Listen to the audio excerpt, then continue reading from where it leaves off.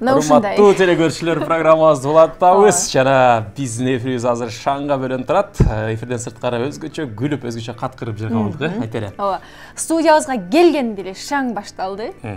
Анда ким экенин тааныштыралы. Урматтуу телекөрүүчүлөр, биздин студиябызга келген конок улуттук Токтогул Сатылганов атындагы улуттук филармониянын солисткасы, Достор тобунун солисткасы Булбул үндүү эжекебиз. Бул эжебиз бир гана мыкты ырдагандан сырткары дагы өзгөчө сүйлөп жатканда ар бир кишинин маанайын көтөрөт, ар бир кишиге сонун позитив тартуулайт дейли дагы. Тааныштагалы, Салима Балтаева эжебиз биздин конокто. Кош келиңиз, майрамыңыз менен. Болдум. Дароо эле сизге мондай майрамдык маанай кылып туруп, таң эрте биздин атыбыздан сунайын майрамыңыз менен. Чоң рахмат, абдан жагымдуу. Жалпыңыздарга дагы кутман таң деп кетмекчимин. Таңкы маанай көтөргөн бериңиздер үчүн рахмат. Салима эже, маанайыңыз жакшыбы? Бүгүн майрам. Келип алып бизди күлдүрүп атасыз. Могу гүлдү алганга чейин анча эмес болчу. Андан дагы сонун болот, Рахмат. Албетте адамдын өзүнөн ар биринин маанай көтөрүп же болбосо түшүрүп анан кабыл алуусунан болуш керек. Мен баарын жакшы кабыл алып алганга аракет кылам. Анан маанайды түшүрүү оңой, көтөрүү кыйын. Анан көйгөйлүү турмушта анча көтөрүп койгонго аракет кылам. Анан ошонун өзүмкүн да маанайым көтөрүп алам. Азыр сюжетти көрүп жатып, сонун сюжет болуптур. Анан сиз дагы айтып калдыңыз, биз студент кезде дагы ушинтип таң эрте чыгып, көчөлөрдү тазалап шыпырат элек деп айтып калдыңыз. Ошол жөнүндө айтып кетсеңиз телекөрүүчүлөргө да кызык болот. Студент кезде бизде Жыргал деген эже мэриянын алдында ушул студенттерди эмгек менен камсыздап, анан акча төлөп берүү жагын иштеп ойлоп эме алганда чыккан. Анан мэрия колдоп ошол проект менен биз дагы көчө шыпырганбыз. Бир 6 айдай иштегенбиз. Бизге спецовкаларды берип, чакка шыпыргып, толук камсыз кылат эле. Анан таң атпай туруп, азыр мен көрүп эме кылдым да, таң атпай турганын баасы кандай экенин эстеп сездим да. Таң атпай туруп шыпырат элек, андан кийин сабакка кетип калат элек 8-де. Таң атпай турганын бир эме өзүнчө кыйын да, анан чындыгында оор жумуш, баалаш керек бул эмгекти деген белиң талып калат да. Жаш болсок деле мындай эңкейип бар шыпырып мындай тазалап жүрүп, анан көнөсүң акы төлөнчү, физкультура, ооба, төлөнчү.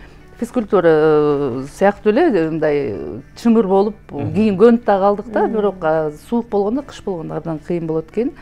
Жанагы ломдор менен чапчы элек. Анан ошол биз иштегенде азыркы Кыргыз Республикасынын эмгек сиңирген артисти Чырмаш Төрөбеков бар болчу. Опера балет театрындагы башкы солисттердин бири Бактыгүл Бокоева, Үмүт Тилегенова деген кыздар студент кезибизде чогулуп алып, ошол көчөлөрдүн тазаланышына кошкон салымыбыз бар десем жаңылышпайм. Анан ошол учурда баягы сиздер тазалап койгон көчөгө бирөөлөр таштап койсо очуңуздар. Аябай жаман. Ошол эле көчө биз өзүбүздүн жатаканабыздын көчөлөрүн эме кылчубуз. Кетип атканда бирөө таштай берсе жүрөгүң ооруйт да. Эми ушуну биз кайра алышыбыз керек деп. Бирок чындыгында ошол эмгекти баалашыбыз керек. Мен жалпы шаар тургундарына дагы кайрылып кеттим. Эң сонун. Ардактуу телекөрүүчүлөр, бизге байланышка чыксаңыздар болот. 56-56-72 номери аркылуу Салима эжеге болгон суроолорду азыртадан берсеңиздер болот, жана билдирүүлөрдү жазыңыздар WhatsApp аркылуу.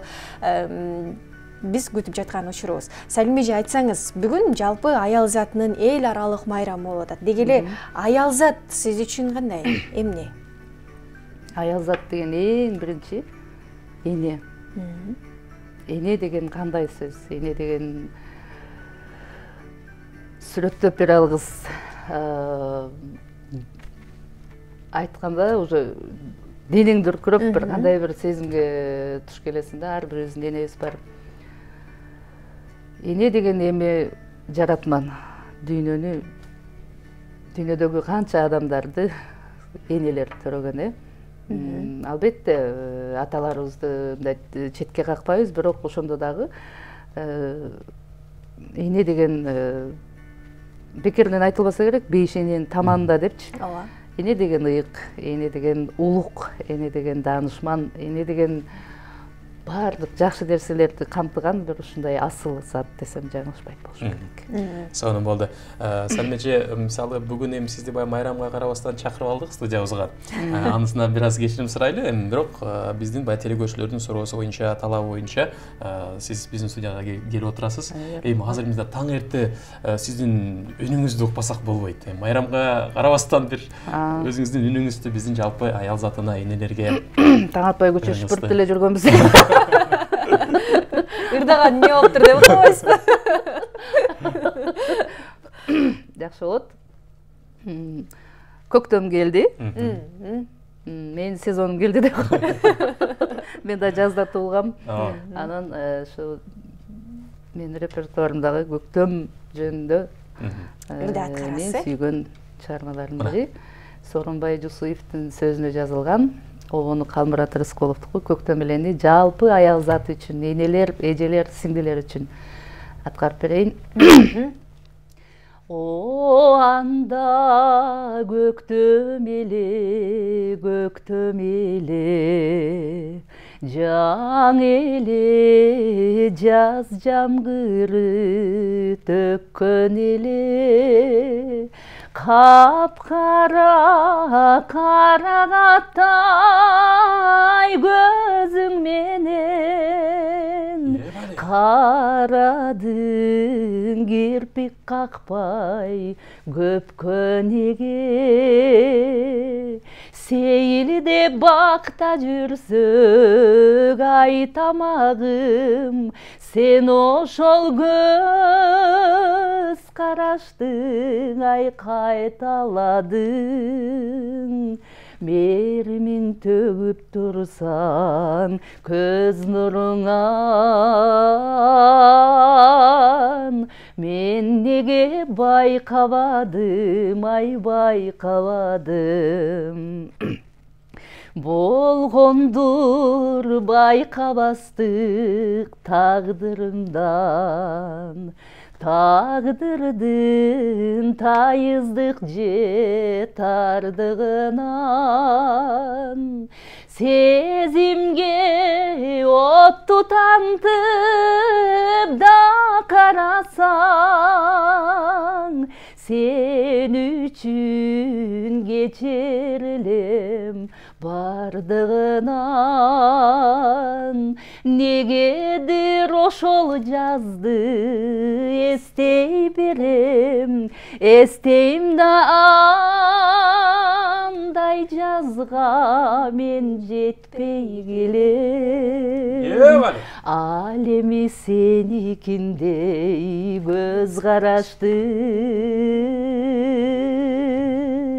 аттиң ай мен эчкимден ай сезбей келем ал эми сеникиндей көз карашты аттиң ай мен эчкимден ай сезбей келем бали ай баракелде сиздер тап жатсаңыз ыры бүтпөс экен деп биз дагы турдук бирок телекөрүүчүлөр да ошентип атса керек албетте ыр дагы болот маек дагы болот чоң рахмат үнүңүзгө береке болсун анан Салим эже үнүңүз чындыгында өзгөчө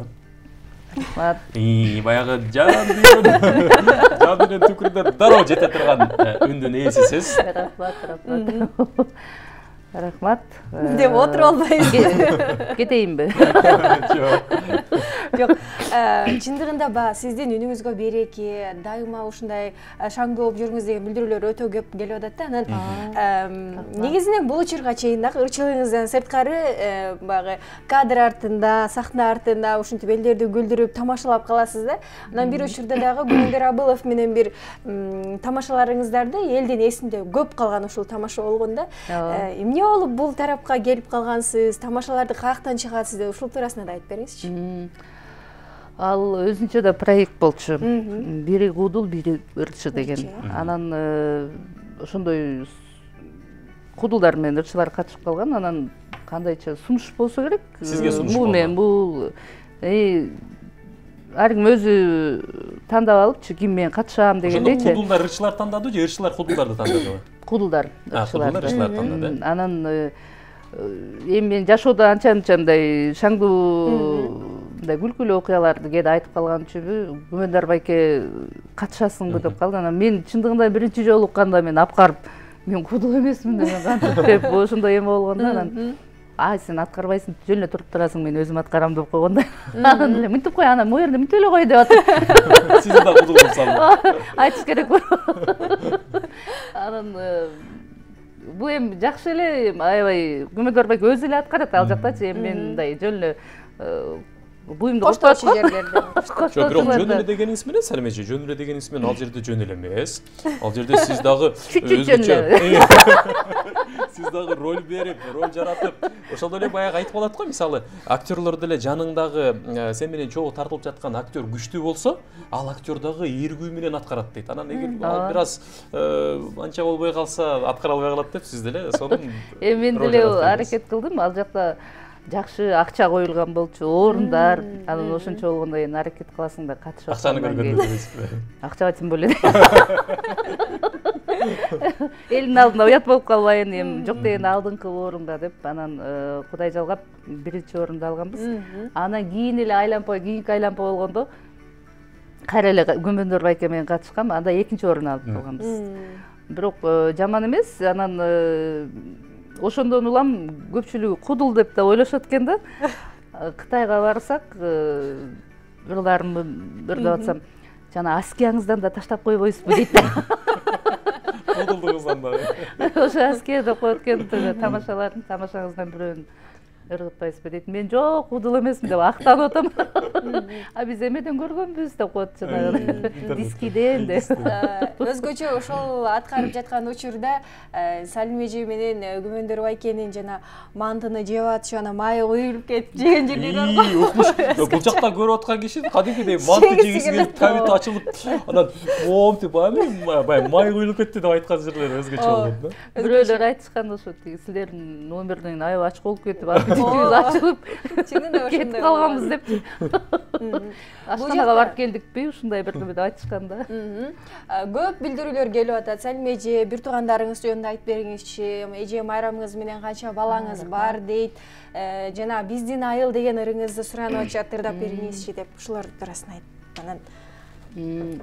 Жалпы көрөрмандарга, көрүүчүлөргө рахмат, көңүл бөлүп ушундай убактыңыздарды бөлүп жакшы сөздөр жазып атканыңыздарга. Менин 3 кызым бар. Биздин айылда. Мен бешенеме жазылган, мен жакшы көргөн жакшы чыгармалардын бири бул биздин айыл. Ошону аткарып берейин. Анда өзүм мен ырдаган эле келген болушум керек. Көп сүйлөбөй. Көрүүчүлөрдүн суранычы боюнча болуп атат. Кеттик анда эмесе. Айланасың толор курчаган, кайда жүрсөм эстен чыкпаган. Биздин айыл жердин сулусу, жылда барсам жылдан суктанам. Биздин айыл жердин сулусу, жылда барсам жылдан суктанам. Биздин айыл, биздин сүйүүбүз, береке көп, толо үйүбүз. Айланайын менин айылым, төбөлүк сага калат сүйүүбүз. Шылдыраса тонун булагы, көңүлүмдүн канат кумары. Ыйык туткан биздин айылдын, өчпөсө экен дайым чырагы. Ыйык туткан биздин айылдын, өчпөсө экен дайым чырагы. Биздин айыл, биздин сүйүүбүз, береке көп, толо үйүбүз. айланайын менин айылым, түбөлүк сага калат сүйүбүз. Эй, баракелде, албетте кийинбик дамыган жерге түбөлүк калат экен сүйүүбүз. Айылыбызды эстедик, Кайсы жерге барсак, кайсыл жерде туулуп өссөк, албетте барып, дароо эле жата калып топурагын мындай жыттап же болбосо өпкүн келип кетет. Бул албетте айыл тууралуу сонун чыгарма болду. Сиздин аткарууңузда бул өзгөчө. Рахмат. Башкалар да аткарып келип атат, бирок аткарат. сиздин аткарууңуз башкача. Рахмат. Сәлим эже, сизге чоң рахмат келгендигиңиз үчүн. Атайын таң атпай туруп келдим да. Жумушум деле жок. Ооба, бизде кала бериңиз, азыр биз бир клипке өтүп коелу, Алдап атасыңар, калсаңыз болот. Сизди кеттирбейбиз, бүгүн кечке кала бериңиз биздин каналда. Чоң рахмат, таң атпай чакырып алып, силер көтөрдүңөр маанайды. Ана силердин жамаатыңыздарга ушул көрүүчүлөрүңөр көп болсун, сүйүп угуп, күтүп уккан, издеп таап көргөн канал болуңуздар. Сен да майрам менен Чоң рахмат эже. Мен да майрам менен. Сизди да майрамыңыз менен чакырууңуздар үчүн рахмат. Куттуктайбыз. Жалпы аял заттарын дагы бир жолу куттуктап кетейин. Маанайыңыздар дайыма жакшы болсун. 8-март эмес, ар дайым бактылуу бололук. Ооба. Чоң рахмат айтабыз, үнүңүз өркүндөсүн. Урматтуу телекөрүүчүлөр, бизде бүгүн конокто маданияттын мыкты кызматкери, президенттин ардак грамотасынын ээси, филармониянын солисткасы, Достор тобунун солисткасы, Булбул үндүү деги эле аябай бир таланттуу эжебиз Салима Балтаева болду. Ал эми биз программабызды уланталы дагы. Кийинки өзгөчө Ширенке шоу деген сюжет бар экен, Ооба, Ширенкеден кадимкидей жасап алышып, ар кандай сөздөр жазылат. Азыр көрөбүз, жөнөкөй эле жасалат экен да. Бирок баягы аны да жазганды туура билиш керек экен, анан бирок коркунучтуусу бар, аны абайлаш керек. Азыр чогуу көрөлү. Кеттик.